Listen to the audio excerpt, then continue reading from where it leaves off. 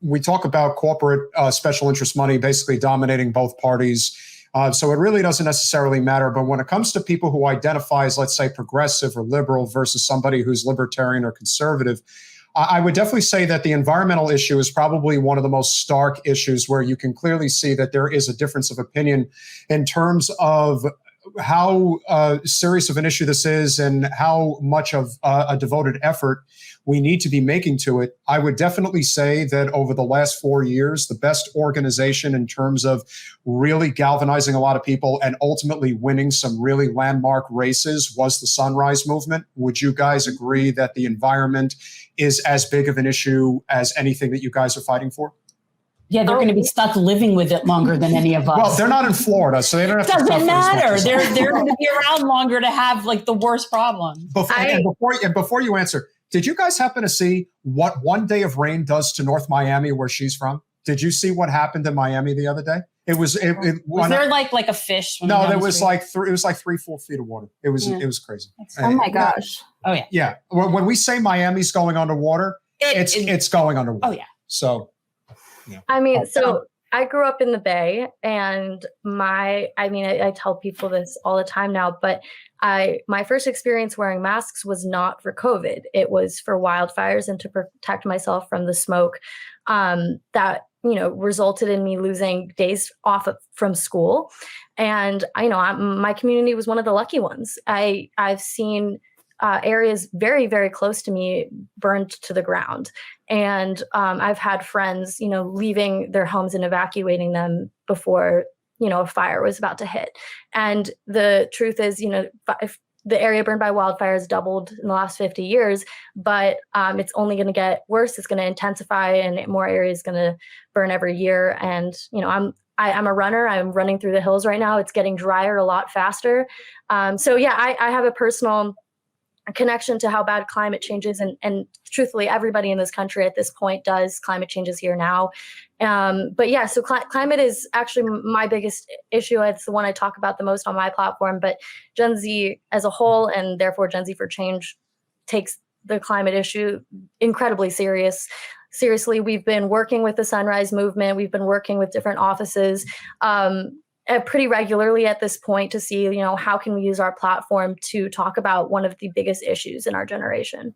Yeah. And before I lose the train of thought, because it happened, you should check out a podcast that we did a while back with a woman who's in Ireland, and she's a goat herder, and she herds these goats that are native indigenous goats to that region, and they eat the dead foliage, and they're using them to prevent wildfires. Like, there are goats in Northern California too. So I live in Berkeley, and they'll have like goat days where there'll be goats just hanging around the hills. But this is something that should have always been explored as a means to, it's just ecologically sound to let the goats eat what they want to eat, have their happy little goat lives, and just move them around from place to place, so to prevent fires. So I don't know. I just thought it was really cool. And we interviewed this woman who she breeds the goats and raises them. And then she has her flock. And it's just really cool. And they do it to prevent fires.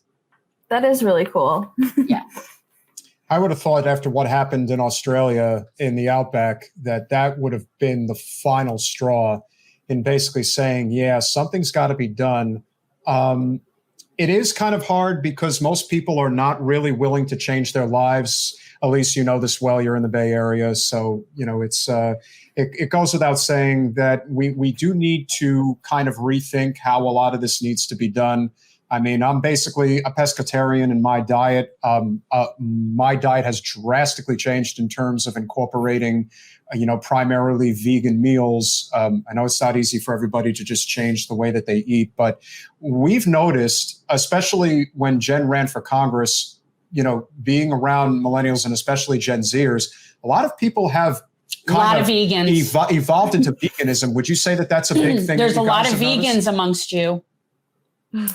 Yeah, I think. Oh, go ahead, take him. I was just going to say, yes, I know quite a few vegans. I think definitely we've seen across the country more vegan restaurants and more access to non-dairy foods in grocery stores and whatnot.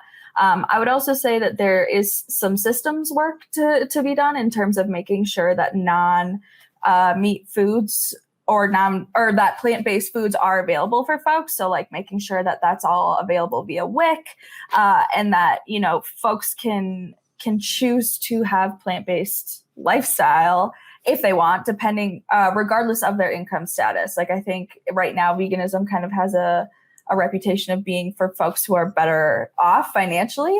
But I hope that, you know, as we move forward, it can continue to expand into something that's accessible for people of any income. Yeah, I think that's important. I was just talking about food deserts. No, go ahead. Oh yeah, no, I was just going to say, we're getting at the concept of choice.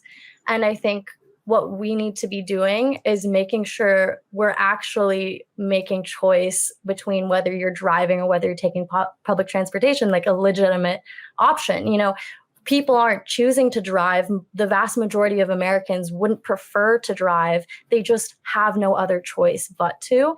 And when we're talking about systems change, it's about making those options as accessible as possible for everyone, no matter your ability or your race or your class or anything else. And so I think what Gen Z for Change mostly advocates for is, you know, making public transportation free and accessible, making, you know, like dealing with the food deserts and eliminating them, you know, making, you know, solar not something for people who are rich enough to put a solar panel on their house, and, you know, all these things that will make it accessible to anyone. And I think right now in our current way that America is functioning, people don't really have an option but to choose the less sustainable one. Thanks for watching. If you want to support our mission to transform politics into service, please like this video, subscribe, follow us on social media, and consider joining our Patreon, where you'll get early access to our interviews as well as other exclusive content. Links are in the description. Peace out.